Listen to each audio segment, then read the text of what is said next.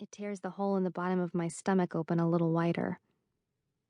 Something has to matter, Wylie, or nothing will. It's one of his favorite sayings. I shrug. Okay, whatever. Have you thought any more about what Dr. Shepard said in your phone session today? He asks, trying to sound casual. About starting back for the half-days? For sure, he's been waiting to talk about this one thing since we sat down. Me ditching the home tutor and finishing up my junior year at Newton Regional High School is my dad's favorite subject. If we ever aren't talking about it, that's because he's biting his tongue in half trying to keep his mouth shut. My dad is afraid if I don't go back to regular school soon, I might never. My therapist, Dr. Shepard, and he are on exactly the same page in this regard. They are perfectly aligned in most things, probably because the two of them have been exchanging emails. I said they could after the accident. My dad was really worried about me, and I wanted to seem all cool and cooperative and extra sane. But their private chit-chat has never actually been okay with me, especially not now that they're both on team get Wylie back into regular school. I don't think it's helped that Dr. Shepard and I had to switch to phone appointments 3 weeks ago because I can't get myself to leave the house anymore.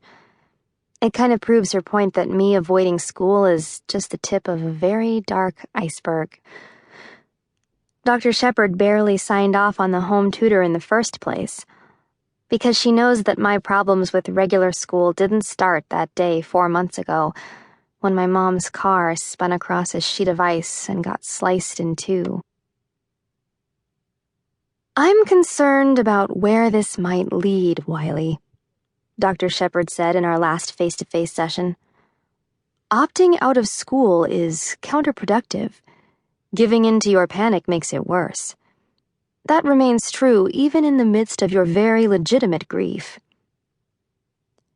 Dr. Shepard shifted in her big red armchair, which she always looked so perfect and petite sitting in, like Alice in Wonderland shrunk down to nothing.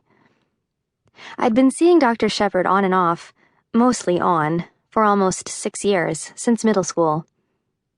Sometimes I still wondered whether she really was a therapist at all, someone that small and young and pretty. But she had made me better over the years with her special therapy cocktail. Breathing exercises, thought tricks, and lots of talking.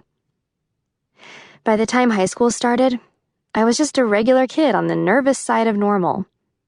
That is, until my mom's accident cracked me open and out-oozed my rotten core. Technically, I'm not opting out of school, just the school building. I forced a smile that made Dr. Shepard's perfectly tweezed eyebrows pull tight.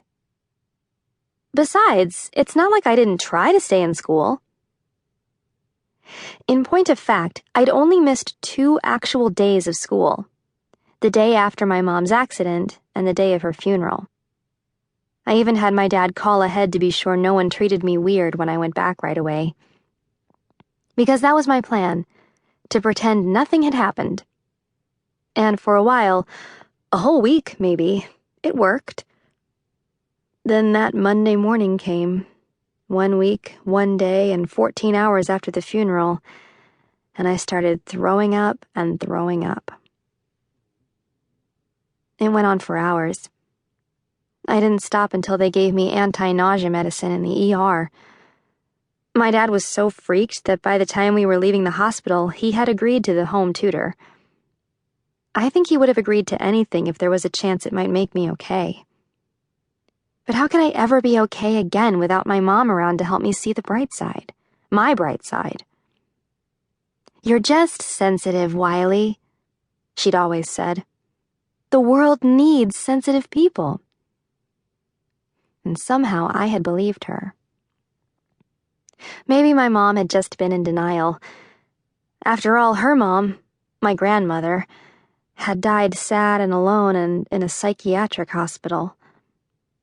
Maybe my mom didn't want to believe I was history repeating itself. Or maybe she honestly thought there was nothing wrong with me. Someday she might have told me. Now I'll never know for sure. I looked down at my plate,